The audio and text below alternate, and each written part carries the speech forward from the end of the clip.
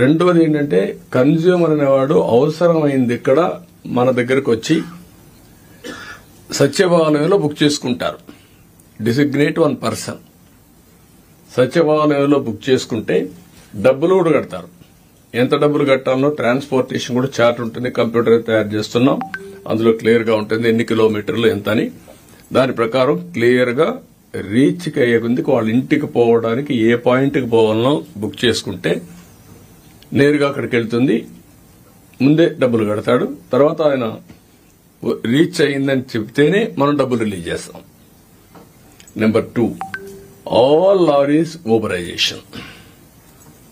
Principal is very clear. ఈరోజు మీరు చూస్తున్నారు, ఇక్కడ ఆటోలు ఉన్నాయి, రైల్వే స్టేషన్లో ట్రైన్ వచ్చింది, వరుసగా ఆటోలు వస్తూ ఉంటాయి, ట్యాక్సీలు వస్తాయి.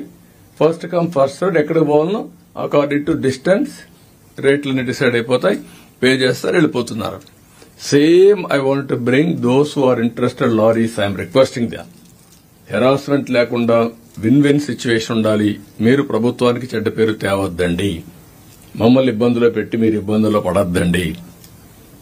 మీరు ఊబరైజేషన్ చేసుకోండి, పేర్లని రిజిస్టర్ చేసుకోండి. దెన్ మనం మెసేజ్ పెడతాం.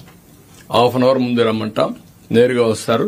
శాండ్ ఉంది, నేరుగా లోడ్ చేస్తాం, ఎక్కడ పోవాలని చెప్తాం, వెళ్తారు. వాళ్ళు కూడా ముందే అవన్నీ కూడా ఆప్షన్స్ అన్ని బుక్ చేసుకుందాం.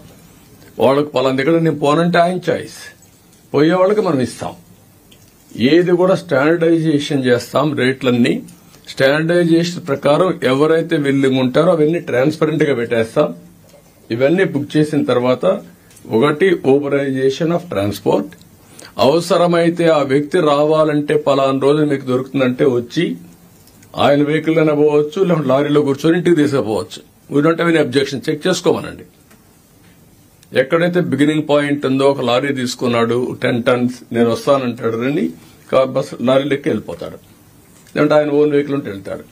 బట్ ఎట్టి పరిస్థితుల్లో దీన్ని మాత్రం ఈ 3 component excavation number 1, booking at Sachivalayam number 2, number 3 ఏదైతే లారీస్ ఊబరైజేషన్, ఈ 3 కంప్యూటరైజ్ చేస్తాం. Will keep before you. You have to act very firmly. Nobody should touch. ఇది ఏదైతే పేదవాళ్లకు ఉపయోగపడి మనం ఇప్పుడు రోటీ కపడా మకాన్ అంటాం, ఆహారం, దుస్తులు, ఇల్లు, ఇది ఇంటికి కావాల్సిన ఇసుక. అది కాకుండా it is the right of the common man.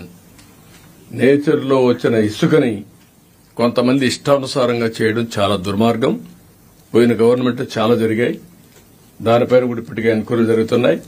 కడాన సుప్రీంకోర్టు చెప్పినా భయపడలేని పరిస్థితి వచ్చాం. ఇమ్యూనిటీ, దానికి కూడా సుప్రీంకోర్టును కూడా మభ్య పెట్టడానికి తప్పుడు సర్టిఫికెట్లు ఇచ్చారు.